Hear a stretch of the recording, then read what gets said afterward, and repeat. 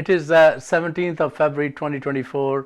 9 days have passed since the very turbulent elections of Pakistan on 8th of February 2024, but unfortunately the results have not brought any iota of stability in the Pakistani political cauldron.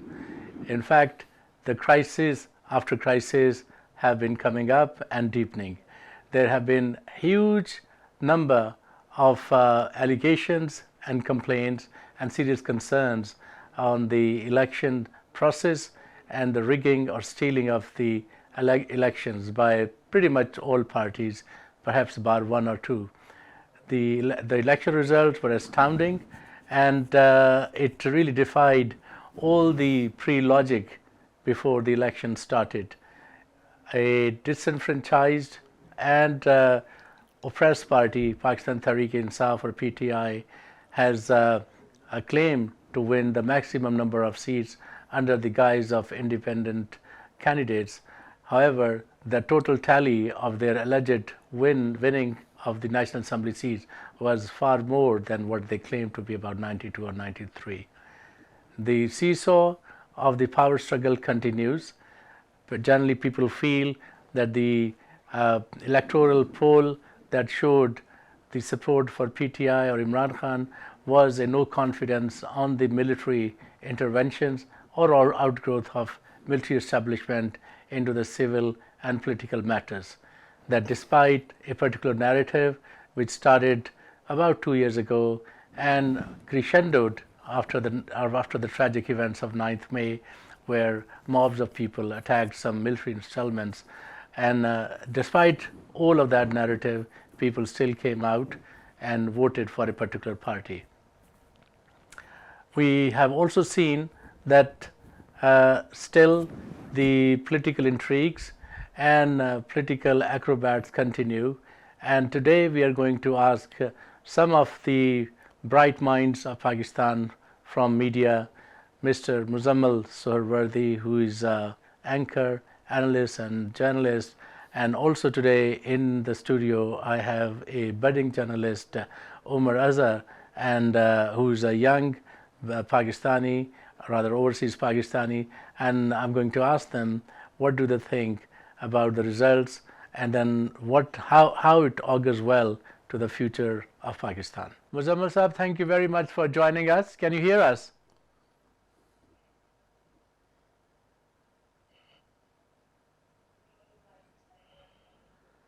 Hello, Muzammal Sahab, can you hear us?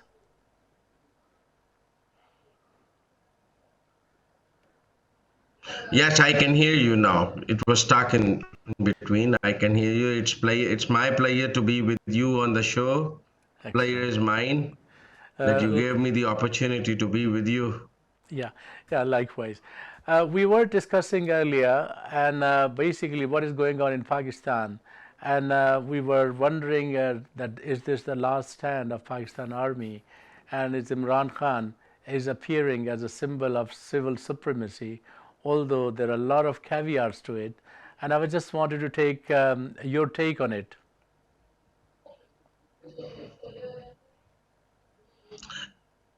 Well, I don't see it like that.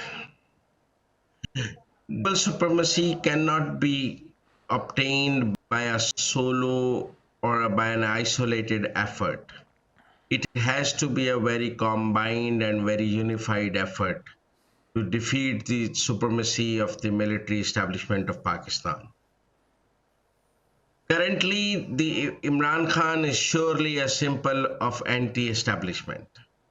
I feel that the people of Pakistan do at the moment see him as an anti-establishment symbol of Pakistan, but they don't see him as a supremacy symbol of Pakistan. There's a difference between to be anti-establishment and there's a difference between to be a civil supremacy. Imran Khan's today's point is that the military establishment is not talking to him. His stand is that the military establishment is not negotiating with him. His stand is that the military establishment is not recognizing his power. He is still trying to talk to the military establishment, obtain the help of the military It is not that he has not said so far that when he'll be in power again, he'll be no military establishment interference in the political field of Pakistan. He still believes that the military establishment should intervene, but for him, not for others. His agony, his anger is that the military establishment is intervening for others, not for him. Yeah. So unless he sits with the political players of the Pakistan and the political players find a way for a civil supremacy, I don't see him as an icon of civil supremacy. I see him as an icon of anti-establishment. Okay. I mean, this the polarization or destabilizing polarization of the political opinions, they have really gone to its zenith now. No two parties willingly or happily or fondly want to sit together with any one of the parties. I mean, we have recently seen Muslim League and the People's Parties and Jamiatul Ulama Islam. So now, when there is so much of a dichotomy in the opinions, how can there be a unifying political force vis-a-vis military establishment role in the meddling of political affairs? Well, we found that way through Charter of Democracy. We found that way in during the military rules, that there were MRD, there were political parties together fighting for the democracy in Pakistan, and it's been experienced many times in Pakistan that the political forces have joined hands against the military establishment. The Charter of Democracy was a very good agreement between the two big parties to minimize the role of the military establishment, and it was minimized. Let me make it clear that it was when Imran Khan came in 2013. Then the military establishment got the power again with the 2014 dharnas.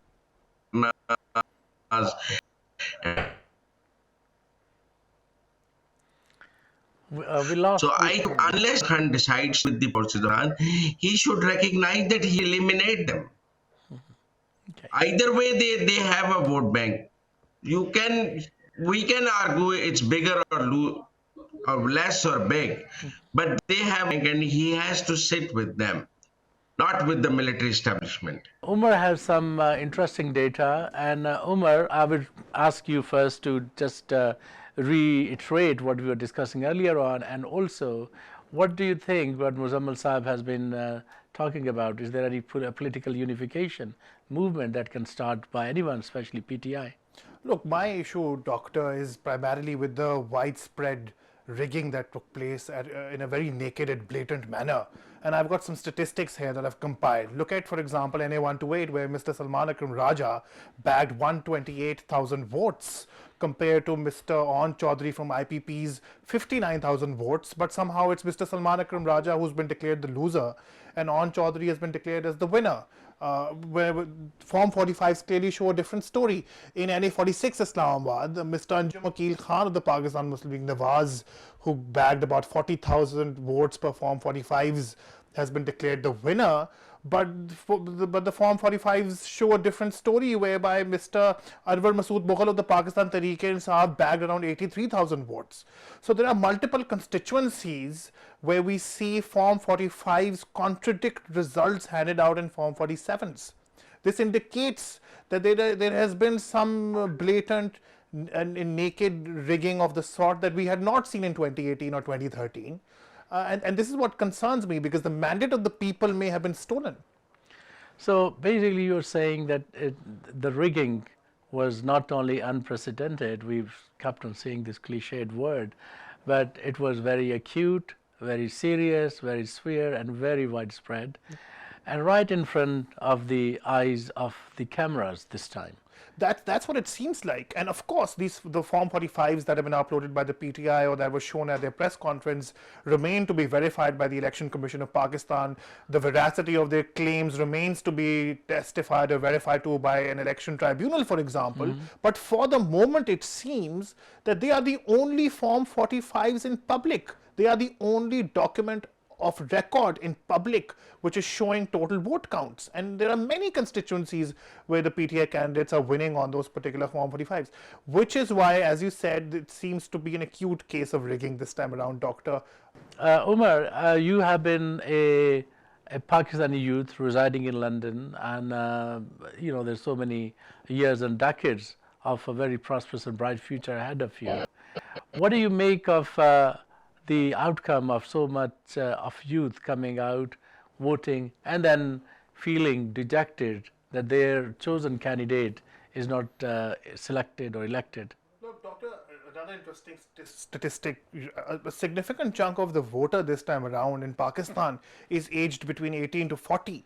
In fact, I think 65% of the electorate falls within that age bracket.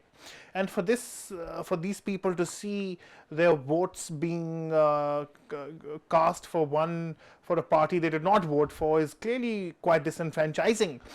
Prior to the election, we have rural and urban youth who are consuming information across all platforms of social media, ranging from TikTok to Instagram to Facebook to Twitter, and all of them were seeing the kind of naked and blatant pre-election rigging that was happening this time around.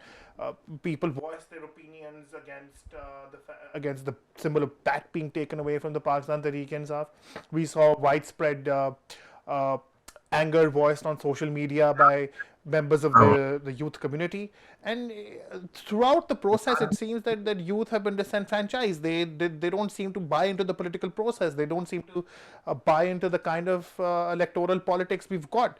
Another interesting statistic to note is that voter turnout was only 47% this time around compared to 52%, approximately 52% in 2018, which means that a significant chunk of the population, the youth, by the way, which is the biggest constituent of the vote bank and the voting population, seem to not have been interested or buying into this process. And once these people feel disenfranchised, but is this data of 47% reliable? Because it doesn't look really very trustworthy source, basically, because if you look at the trumpeteering of elections before it all started, and we got so many surveys, so many people want to come out, and then we have seen very long queues and huge interest by public, what we call silent majority, and then coming and been told that there's a 47% vote, and who's telling us? The election commissioner? Agreed. Yeah. I mean, it is not believable, frankly speaking. It is likely that these figures are distorted, given that so many votes were also rejected and so many votes were probably not even counted, because that's what we're seeing on Form 47s, where declared winners happen to be people who were losing on Form 45s. So yes, I agree with the fact that these figures may be distorted, but that's still the grander picture that I'm trying to sketch for you, Doctor, is that the youth does feel disenfranchised by the political process. They don't get to buy into the political process. The youth who voted for their candidates, those votes seem to have been discarded. Let me see. I think we might have got Muzammil Sahib back. Muzammil Sahib, are you back online with us? Hello, can you hear us?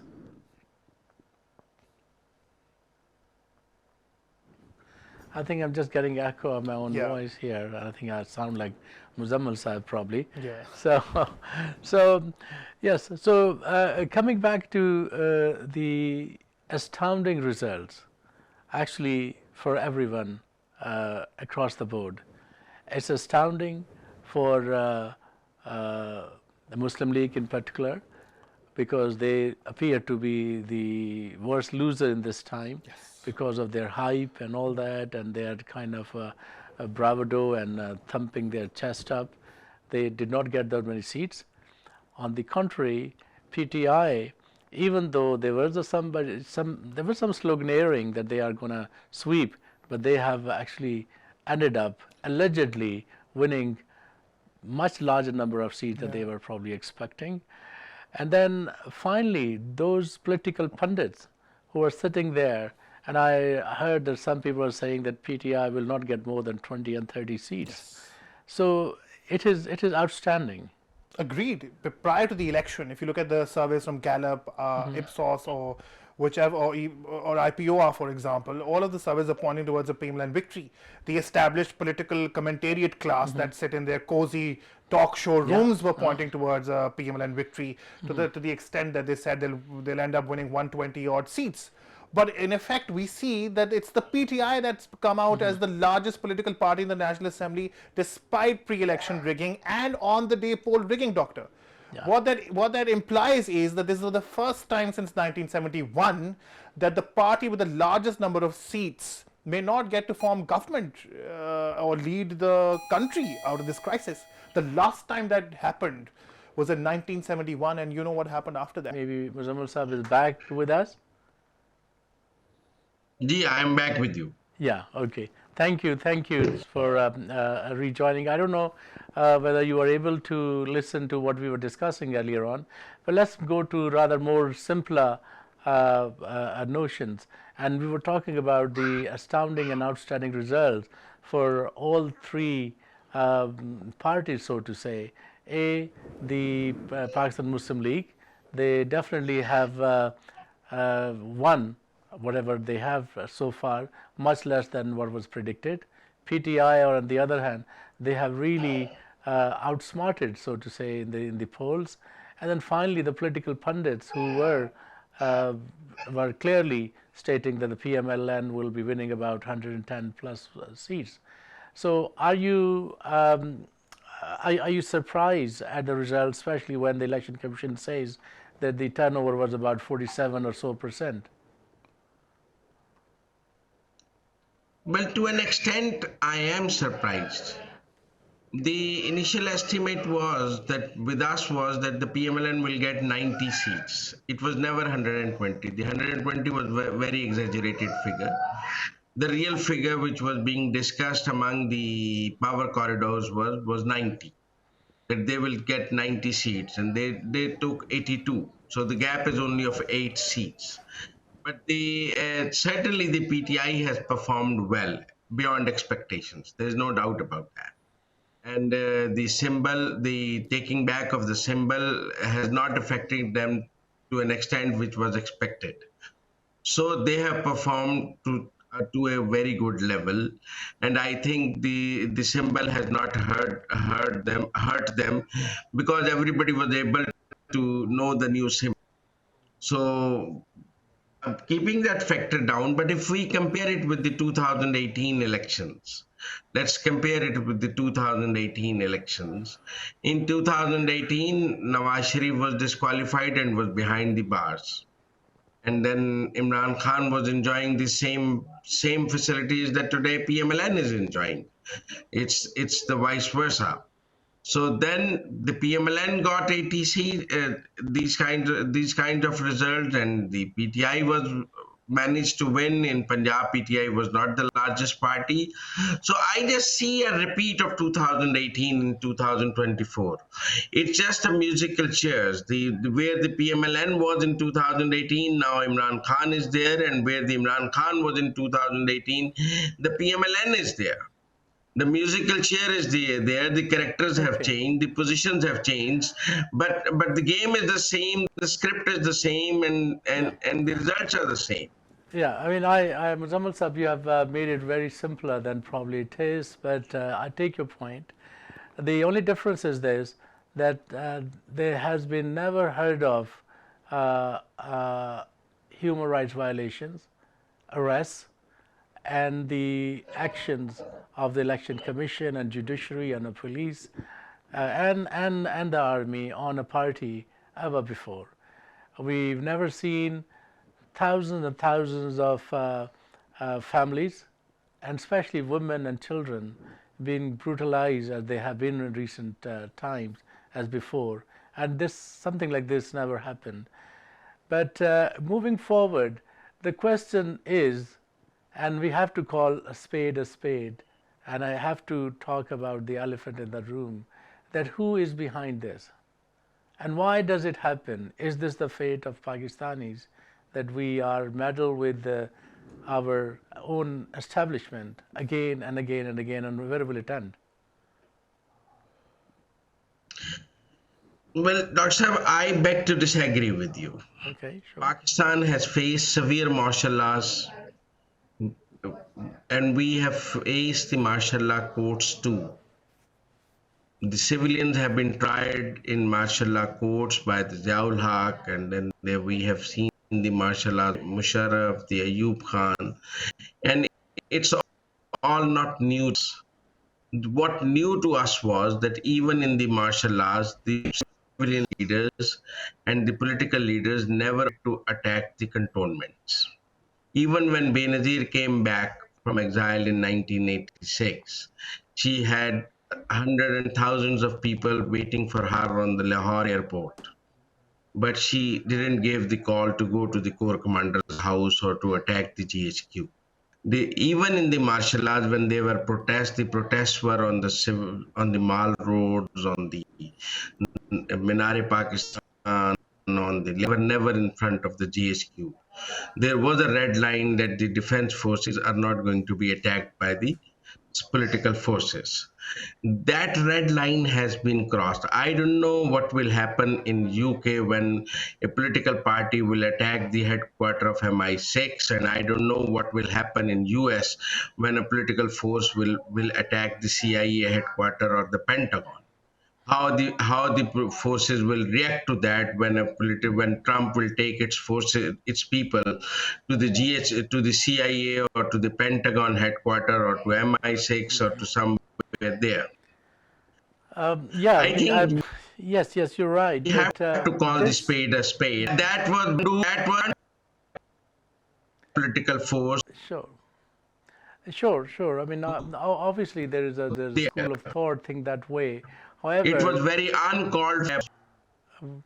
we haven't seen a very open, transparent, and accountable inquiry into this, and it's one fails to understand by any stretch of imagination that the same Punjab police, which has been able to disperse tens of thousands of crowd under the one pretext or another, was unable to protect the most strategic assets of army. But I'll leave it at that point.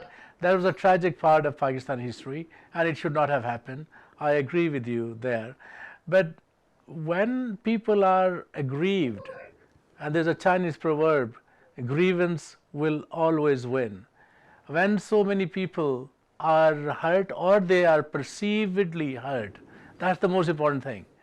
Then it doesn't really matter, because the power in any democratic or civil society is the people.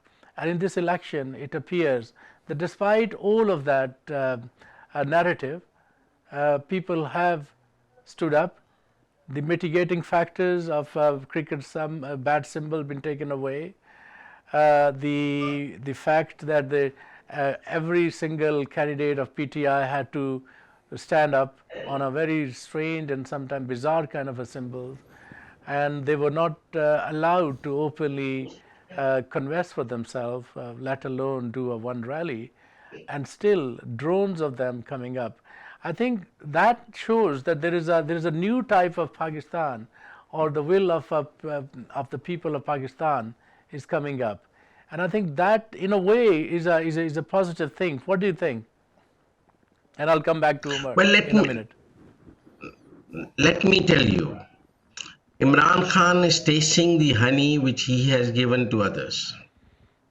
The symbol was first taken by the PMLN in the section 17. Mr. Saqib Nisar, the then Chief Justice of Pakistan, took the symbol from the PMLN candidates of the Senate and declared them independent. And through that manipulation, the minority in the Senate was made the majority, and Sadiq Sanjrani was installed. And the minorities, we saw the winning over the majority in the Senate, because the symbol was taken by the senators, and they all were declared independent, as the MNAs are independent. The then senators of the PMLN were independent, as today the MNAs of the PTI are independent.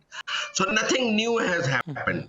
Yeah, This that's is true. the path that Imran Khan has followed, and he took the power from this path. Yeah, yeah. I mean, Came I may agree. I from a mean, right that he would. And let me tell you very thing that this taking of the symbol was started from Imran. He advocated that it is a very good and it should happen. And he advocated to the people that a political party should be doing this symbol if his leader if his leader has been convicted, is convicted and his party has taken. Let me think new has happened in sorry, we can't hear you, Muzammil Saab. Umar has been very patient in this argument and the what counter happened argument to that we're going through. And what the I other would say parties. is this: This that happened with Benazir Bhutto. Her symbol sorry, has Muzammil is back. Yeah. to go for a new. Muzammil Saab, we can't hear you. Symbol there. Unfortunately, you're coming very staccato, and we couldn't really hear your full argument. But I'm sure it must be a good one. But let's move on from that point. And the main thing here now is that when will this musical chair, as you said, it will stop, because the aggravating factor is this, that there's a huge youth bulge who are very IT savvy, who rely more on our social media and technology than the traditional newspapers or even a TV. In this age of enlightenment, where the ideas and thoughts and information percolates and circulates very, very openly, when we see all of those factors, and on the other hand, the despondency of Pakistani people, that hundreds of them when trying to flee the country and they end up drowning in Mediterranean. What is the hope for Pakistan? Well, that is a complicated question at best, Doctor. But my understanding is that, as you mentioned, this is the age of social media. And I've had these conversations prior to the election as well with Muzammil Sohrawardi Saab and quite a few other people. You can no longer distinguish between the rural and the urban based on the amount of information they consume. Because if you really look at statistics, it is likely that somebody in a rural area, or youths or elderly women in rural areas, are also consuming the same amount of information that a young person in urban areas is, or an elderly woman in the urban areas is. Because we see the sources of information have become decentralized from the days of Pakistan television to private TV channels. Information is now consumed from every single user who has a TikTok or an Instagram account or a Facebook or a Twitter account, which has meant that decentralization of information has made everybody more aware to the dynamics of Pakistani politics. This election we saw that rural women flung to polling booths to vote for Imran Khan, as much as we saw urban women and urban youth go to polling booths to vote for the party that did not have its symbol with them. Would you say that the more women and more youth were pro PTI? What is your estimate? So I do not have the statistics on that as of yet. A guesstimate. But reporters on ground consistently mentioned that there was an outpour of women in rural areas who flung to voting booths. And as far as the youth is concerned, this has been Imran Khan's main constituency, the one that he appeals to most, the one that he has managed to keep on his side for a long period of time, not least because of his persona and the PTI social media dynamics. So I personally feel that yes, women and youth were really defining factors in this particular election. Which can only be a good sign for any nation. Muzammil Saab, you're back. I'm really sorry that we're having these technical difficulties and these glitches. I don't know how much you heard, but I apologize that we could not really get everything from you. I just want to add something what Umar has said. None of the dictator has ever been able to win an election in Pakistan. Ziaul Haq tried it, Musharraf tried it, and Ayub tried it. None of the Pakistan government people has never voted for the military in last 72 years. Let me make it clear. It's not the first time that the people are voting against the army. If they have always voted against the army. But to vote against the army and to revolt against the army, it's two different things. They have always voted against the army, but they have never revolted against the army. So if you are trying to say that what has happened on 8th February is a revolt against the army, I don't agree to it. But I do agree that it's a vote against the army. And how much that damages the army, Musharraf when did elections in 2022, the result was the same in Musharraf's regime. When Ziaul Haq tried, the results were always the same. Benazir was popular against Ziaul Haq. Nawaz Sharif was popular against Musharraf. So against a military ruler, a civil leader has always been more popular. It's not the first time. But the people of Pakistan have never revolted against the Pakistan army. And people talk about 1971 a lot, that when we deprived Mujib the power, they say there was a revolt over there, but to an extent I disagree to that even. It was the Indira Gandhi forces that made the things happen, not the Mujib's Mukti Bani. Yeah, yeah. Thank you, Muzammil Saab. I mean, I don't think we said that there's a revolt. I think it's definitely not revolt. All Pakistanis, and we are all very patriotic people, and we want our army to be the best and the protector of Pakistan, its ideological and its geographical boundaries, which they are doing wonderful job. That is not the issue, and that never was the issue.